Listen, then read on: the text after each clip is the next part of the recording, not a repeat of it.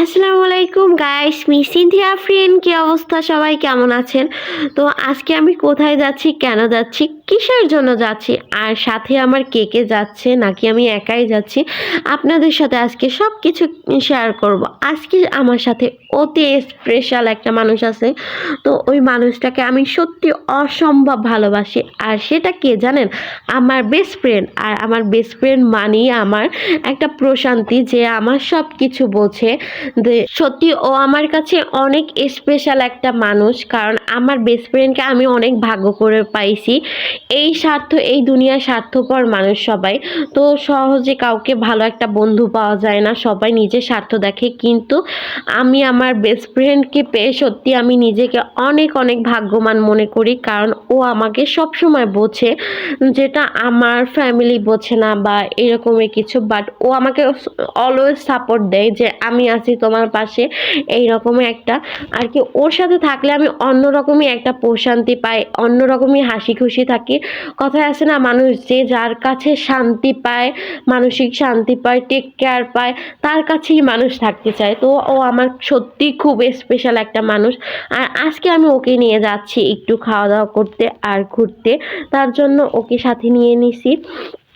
তো ও আর আমি সব সময় আর কি সব জায়গায় ঘুরতে যাই, একসাথে যাই, খাওয়া দাওয়া করি, আর পুরো বিন্দাস লাইফ আর কি। অনেক সুন্দর ও আর কি। ওর মন মানসিকতা এত পরিমাণ ভালো যে আমার থেকেও বেশি একটা ভালো, কারণ ও আমাকে সবসময় টেক কেয়ার করে। কখনো কোথাও সমস্যায় পড়লে ও আমাকে সেইখান দিয়ে উদ্ধার করে নিয়ে আসে আর কি। এই রকমের ও আমার অলওয়েজ সাপোর্ট দেয়। ওর মতো বেস্ট ফ্রেন্ড পায় আমি সত্যি সত্যি সত্যি অনেক অনেক ভাগ্যবান।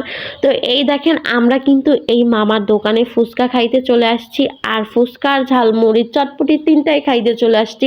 দেন এইটা হলো আমাদের কলেজ ক্যাম্পাসের সামনে। তো দারুণ, এত পরিমাণ মজার খাবারটা যা বলার মতো না। মামার হাতে নিশ্চয়ই জাদু আছে, কারণ অনেক অনেক ভিড় লাগে থাকে প্রতিদিন তার ফুচকা ঝালমুড়ি এইগুলা খাওয়ার জন্য। আর বিশেষ করে যে একটা চটপটিটা এত পরিমাণ মজা যা বলার মতো না। আর আমরা অবশেষে খেয়ে তারপর ওইখান থেকে চলে আসছে। দেন আমরা বেশিক্ষণ থাকবো না, কারণ সন্ধ্যা হয়ে গেছে, বাসায় যেতে হবে। এর জন্য আমরা দুইজন, আর আমরা সবসময় একটু হাঁটতে পছন্দ করি, কারণ গাড়িতে গেলেই তো দুইজন আলাদা হয়ে গেলাম, চইলা গেলাম। আর এর জন্য আমি সবসময় ওর সাথে হাইটেই যাই।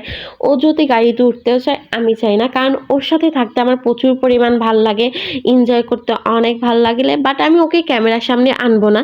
দেন ও পিছনে আড়ালেই থাক, কারণ আমার প্রিয় মানুষটা অন্য কেউ দেখুক বা